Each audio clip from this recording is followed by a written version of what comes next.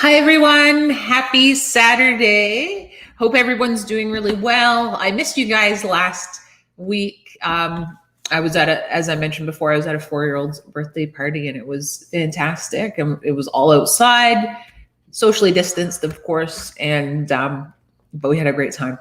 So in any case, last time we met, I was talking and showing you a lot about some formatting tips, tricks, and techniques for your resume, just to make it easier so you can focus on actually writing your resume and writing it well. So last week we covered the contact information section on your resume, inserting lines, or adjusting your headers and subheaders and things like that. So this week I want to touch on how to format your skills section. I'm going to give you a couple different options. And I also want to show you how to format your professional experience section, as well as how I would approach formatting education and volunteer experience if we have time for it. I think this will be the last live session I hold on formatting because it's really quite straightforward, and what I'm going to give you is really all you need from a formatting perspective. So this will probably be the last one on formatting specifically. So if you have any questions, make sure to type them in the chat. We will certainly get to them, and let's get into it. So I'm just going to share my screen. We're going to take a look at Michael Scott's resume as we usually do. So let me just do that.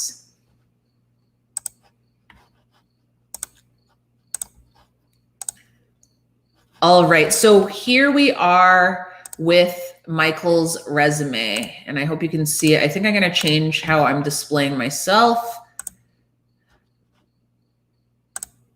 There we go. I think that's a little better so that we see the resume more clearly. So here we are with Michael's resume, and I'm looking only at the resume right now, so I'm sorry if you're typing in the chat. I'm not able to see it, but I will certainly get back to it. Okay, so what we covered again last week was the header here, contact information, and how to add lines and shading into our headers and subheaders.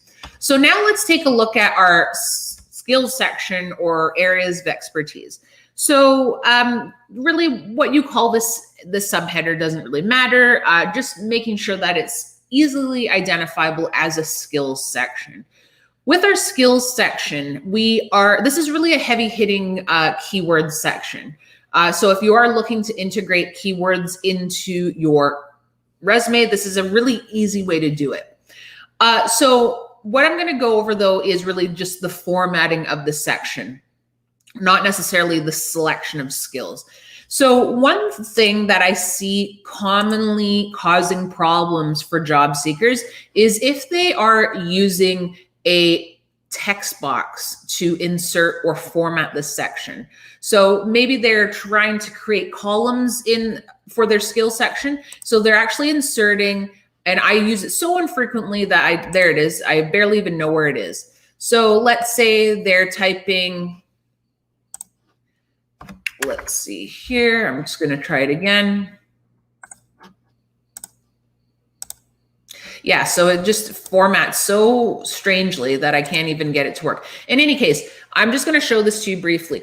A text box is not readable by applicant tracking systems. And as you can see, I'm already running into issues with it. So basically what happens on the applicant tracking side end of things is that if you build any part of your resume in a text box, that will appear blank on the other side. So we really want to make sure that we're avoiding use of text boxes, and we really don't need them because the skills section is quite easy to format if you go about it one of these two ways that I'm going to show you. So usually what I like to do for the simplest way for formatting our skills section is I like to center up my page, and then I'm just starting to insert the skills. And then I use a vertical separator. On most keyboards, it's the shift backslash. And so I just put like a few lines of skills in there. These are just placeholders, of course. And this is really easy from an editing standpoint. So I'm just going to use a couple examples of skills that I might insert in here. Let's say it's for Michael here, of course. So we know that sales is important for him. We know that possibly sales strategy is important. And this really depends on what is desired in the job posting and what he actually possesses in his own skill set. And so we're just typing them in, and we're going, of course, for keywords. But I'm not going to spend too much time on this specifically in terms of how to choose the skills that you put in here. But I just wanted to show you how this is a very easy way to format your skills. In terms of number of skills that I would include, I would probably go for no more than 16 skills. Otherwise, your skills start to get particularly diluted. It just looks odd when you have tons and tons of skills. It looks unfocused. So that's like option number 1 for formatting your skills section. Option number 2 is to use columns.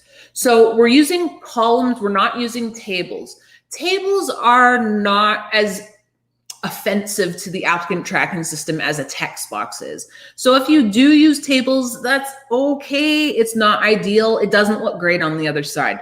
So we want to go for columns instead if you like that column look. You don't have to use it, but if you like it, this is for you. Okay. So I'm going to add in, let's say 12 skills here, like placeholders for skills. So I'm going to type skills in 12 times over. So I'll type 3 and then I'll copy. Okay, so we've got spots for 12 skills. And now I want columns across my page. So I would like 4 columns, 3 skills per column, because I think that will look nice and balanced and will also help with spacing. So I highlight all of my skill placeholders.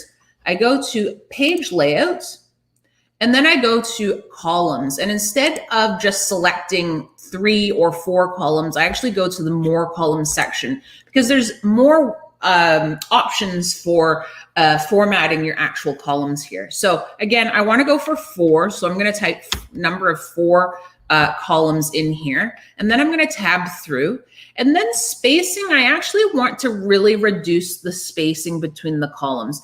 Now, it doesn't actually squish the columns, believe it or not, but I like to take the spacing down to 0.1 centimeters, which seems super skinny. But the likelihood that you're going to use very long skills, like with several letters in them, is very slim.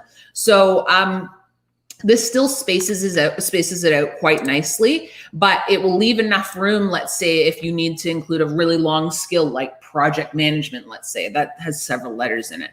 So that's all I did is again, just to recap, I went to the column section. I did more columns. I selected, I'm going to actually go all the way back. I'm going to redo it. So I highlighted my 12 placeholders of skills. I went to columns, more columns, and then I typed in 4. I want 4 in this case.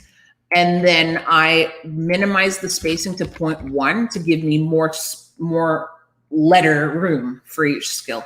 Okay, so I hope that's clear. Again, you can go for option 1, which is just centering up the skills, or option 2, which is like this. Either works. Just really avoid, you need to always avoid use of text boxes. Those are just the worst thing to use in a resume. So text boxes, no way. And I would recommend you avoid use of tables as well, because it doesn't look great on the other side. It still works. It's still readable. It just doesn't look fantastic. But when you look at a column, you achieve the same kind of look and feel as a table without borders. And then there's no problem with readability on the other side. Okay, so that's your options for your skills section. Okay, so now I'm going to head over to your professional experience section. This is the section that I think is, second to the skills section. This is the most confusing section for people in terms of how to format it.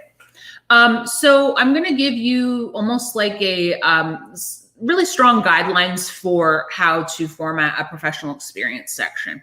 So what we want to start with every role, and I better change my font to the right font. I think it was 11 maybe. So what we want to make sure we do with every role is follow this structure that I'm going to give you here. So we want to type the role title. So for Michael, we know that his title was regional manager.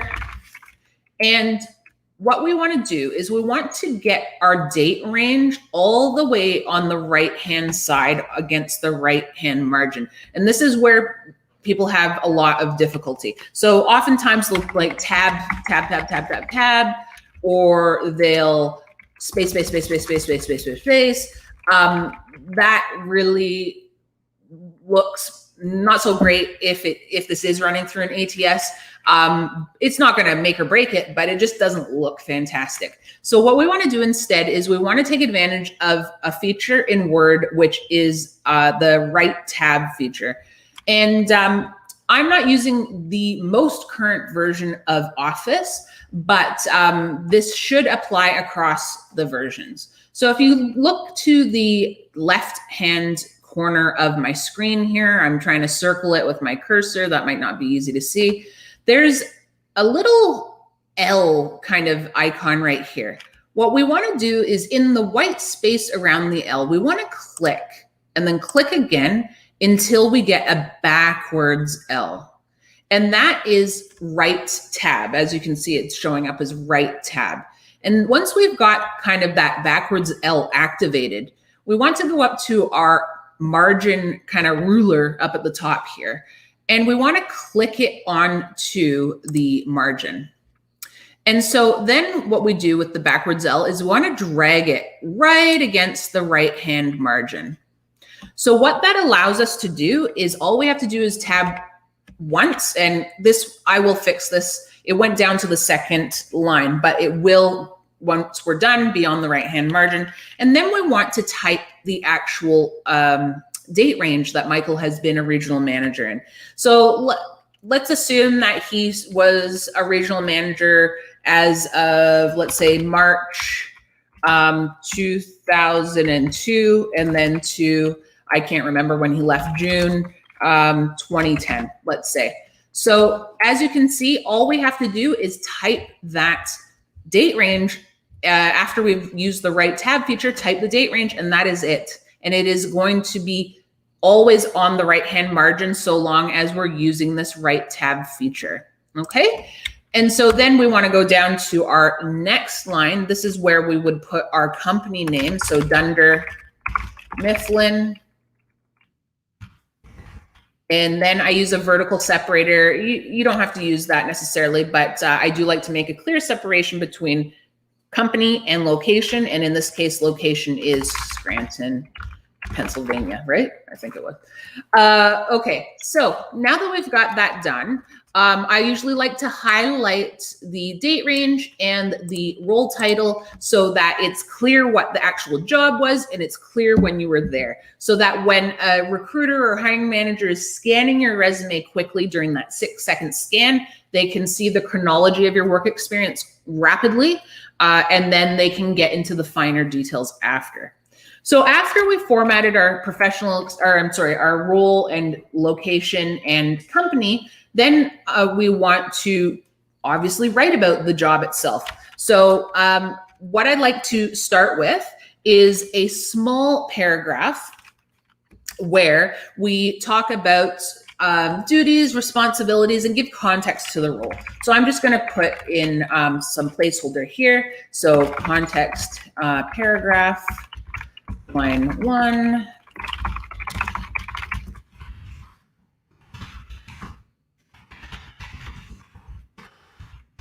So 3 lines, 4 lines should suffice. I would recommend that you don't exceed the 4 lines.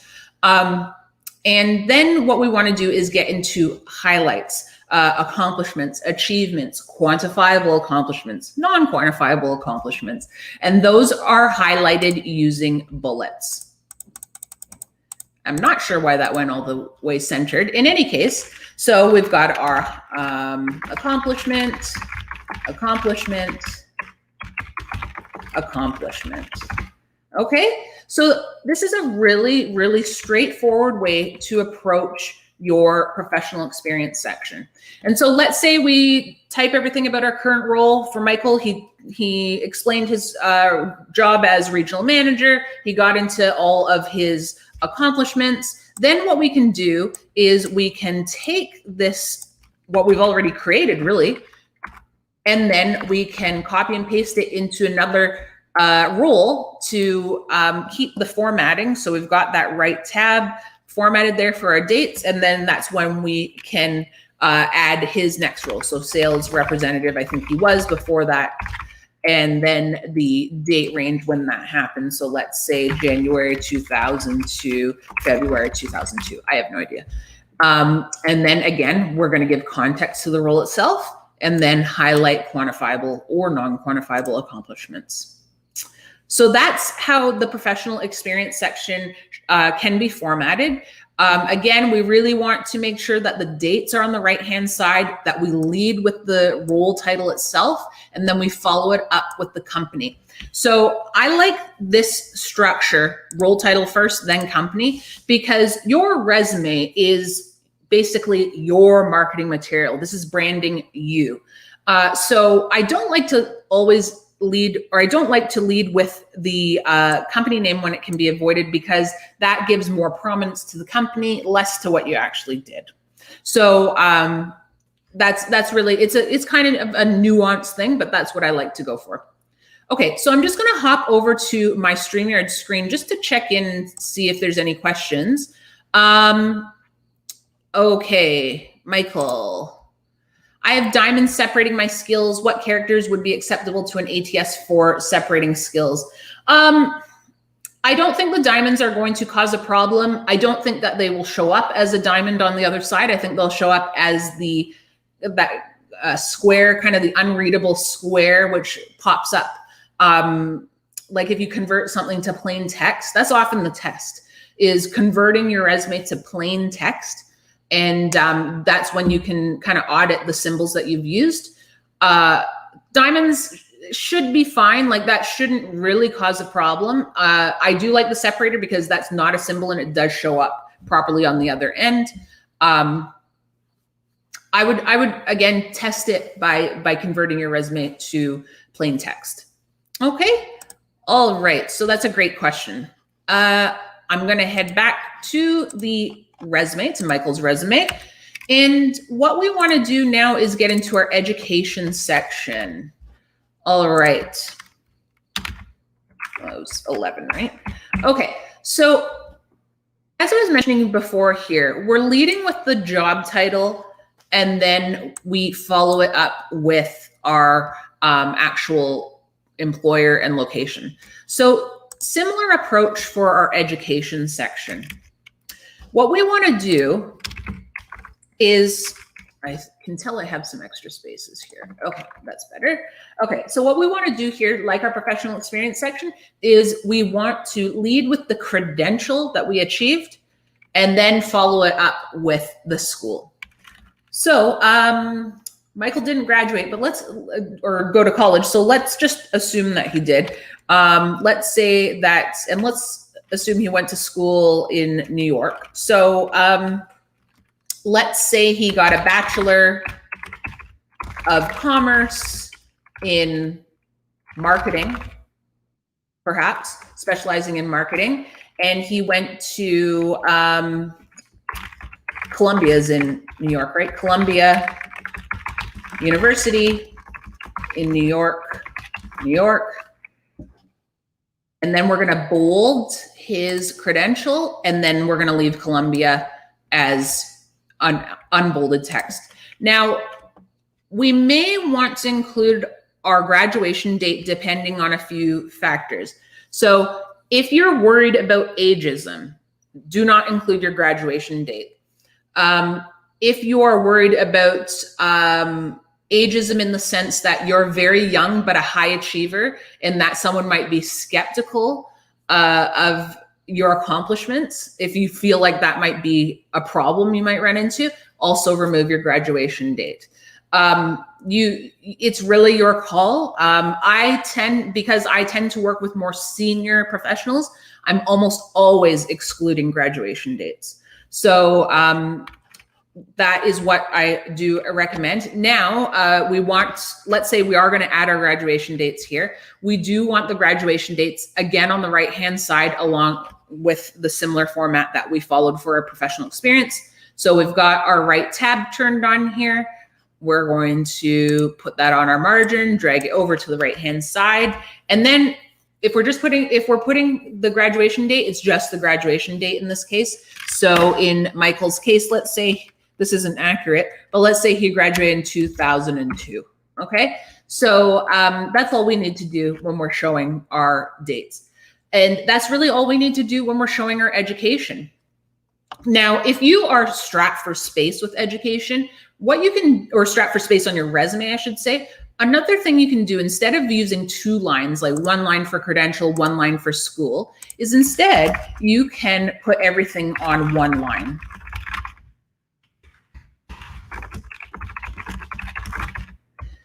I'm going to unbold that so we give prominence to the credential itself. And so, yeah, that fits everything on 1 line. Again, only do that if you're really short on space. Otherwise, go with the other option, the 2-line option. Okay, so that's how I would approach education. Now, let's say you have some certifications. So instead of just putting certifications, I would put education and certifications as my subheader. And let's say that Michael for some reason, got his project management, his PMP, project management professional designation. And we know that's from the Project Management Institute. Let's say it's also the New York chapter. Okay, so with certifications, I always tend to include the date, but I don't just include it as a date. Again, we're gonna saddle it up against the right-hand margin, tab over once. What I like to do is say from the date that you've been certified, and so I say certified since, and let's say it was 2007. And then we're gonna bold that all. And it's really just that easy. Again, if you're strapped for space, you can move everything onto 1 line. That might be a little tight here, but you could shorten Project Management Institute to PMI instead, because that's what they're also known as, or whatever the well-known acronym is for the certifying body, you can shorten it to whatever it's well known as. Okay, so that's the education section. Now let's get into a volunteering section. Now the volunteering section, I actually recommend putting it ahead of your education. I like to end resumes with education and certifications.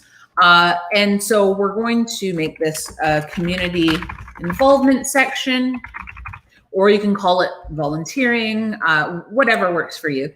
And we're going to just include the volunteering work. So let's say, what did Michael do? Oh yes, so he was the founder of Scott's Tots. Oh goodness, that was probably the most cringeworthy episode, eh? Anyway, Scott's Tots, and I'm gonna saddle up the date here, and let's say he was doing that since January 2000 as well, when he was convinced he was going to be a millionaire, to I guess 18 years later or 13 years later when those kids graduated. So June 2013. And actually, I'm not going to put Scott's Tots there. I'm going to put Scott's Tots down here. And it is Scranton, Pennsylvania. And that's it, really. So for our volunteering, we're really just indicating the volunteer role itself and then following it with the organization name, as well as where it was located. So quite similar to the structure in professional experience.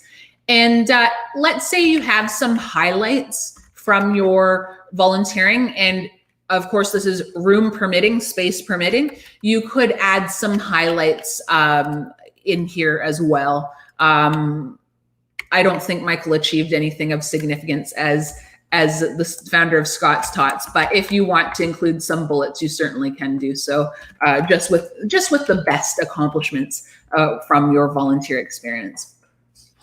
Okay, so that is really it. It's really that simple.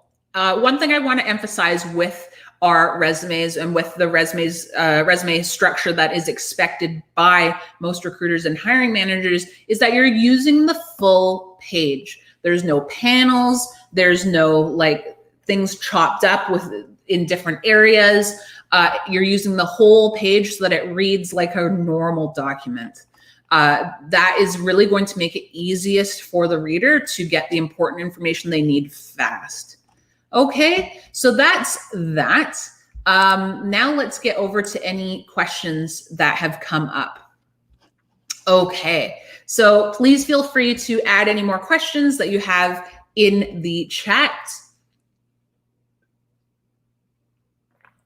Okay, Stephanie, how would you list education if you're still in school pursuing the degree? Great question. So let's actually go back to our screen.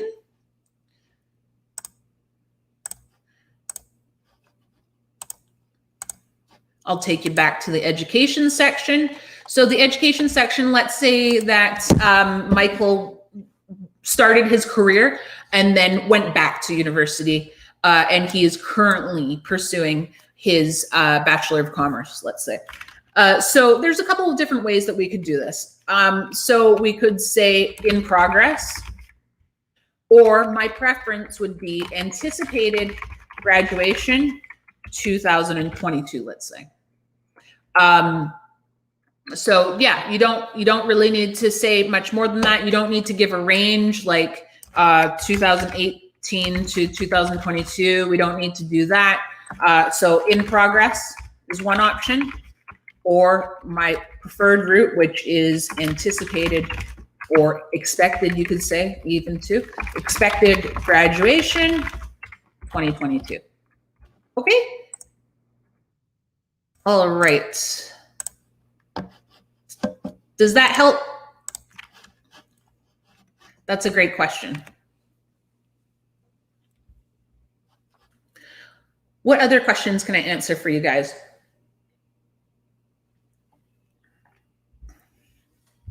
If you're an Office fan like me, you might be interested to hear this piece of news that came up this week, I think. So there's one episode, it's one of my favorite episodes in The Office. So my two favorite episodes are Dinner Party and Benihana Christmas. And in Benihana Christmas, Michael Scott sings in the beginning of the episode about having 2 tickets to paradise to Sandals Beach Resort in Jamaica. And it turns out him just singing that little bit cost the production $60,000 in royalties and rights. $60,000. I couldn't believe it for like a second's worth of the song. It's crazy. Anyway, Michael, thank you. Let's see here. I've taken a couple data analysis workshops, and I'm taking a third prior to attending a data analysis bootcamp. Okay. How should I list my professional development in progress? Okay, great question. So let's hop back over to our resume. Okay, so with education, so we've got education certifications. You can also call it education and professional development. All right, so let's say we've got, I'll just make some assumptions about where you actually are taking the courses. So let's say it's fundamentals of data analysis, or let's say it's part of a larger certificate. So certificate in data analysis. Let's say it's General Assembly.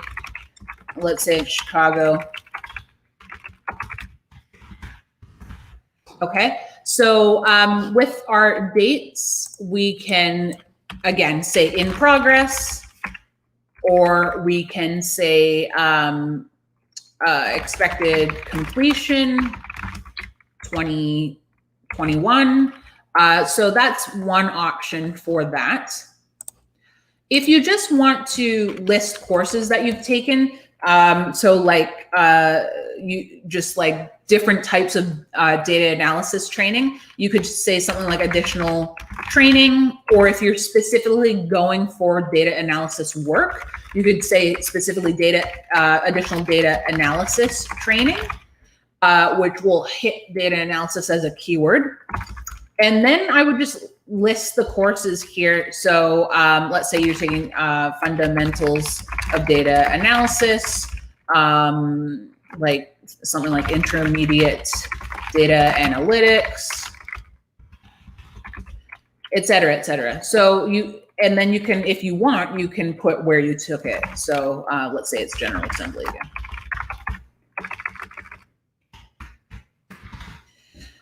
So you don't necessarily need to put a date. You can, you've got a couple different options that you can work with. Or let's say you want to list it this way. And it's not necessarily a certificate.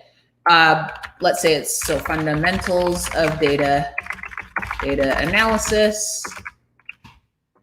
And then we could put the date you completed it, although not necessary. So let's say 2020. And then we've also got another course, let's say intermediate data analytics. I would put that ahead because it's a little more robust. And you can layer them on top of each other like that, assuming they're at the same school. So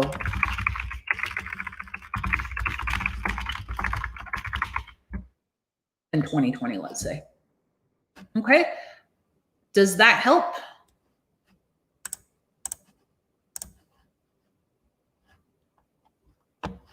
Hope that helps. All right, what other questions can I answer for you guys? I have a question actually.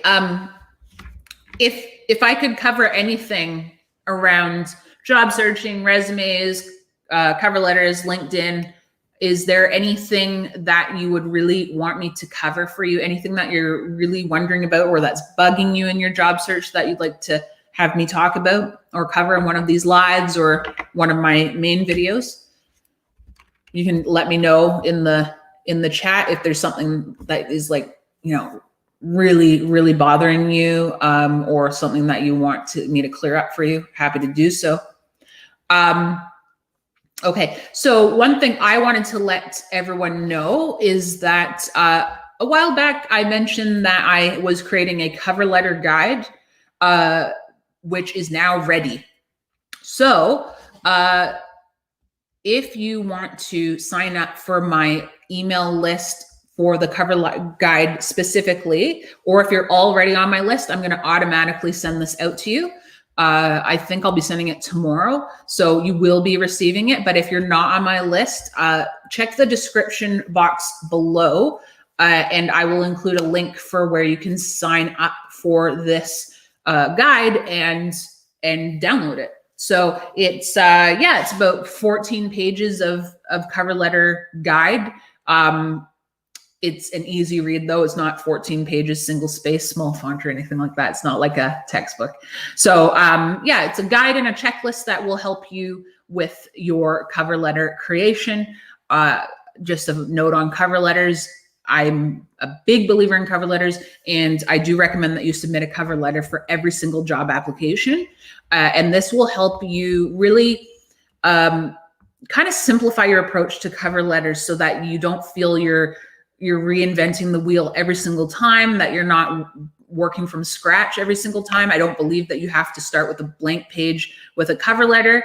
I think that there's a lot of details on your cover letter that will translate across different job applications. However, you do need to customize it towards your audience And I give you hints for how to do that in that guide. So if you want that, sign up for my list. Again, in the description of this video below, there's a link for you to do that. And then I'll send that over to you. Okay. So if there's any more questions, happy to take them. But if not, I will let you guys go. And I hope you have a great weekend. And we will see you next Saturday. Okay. All the best to you guys. Take care.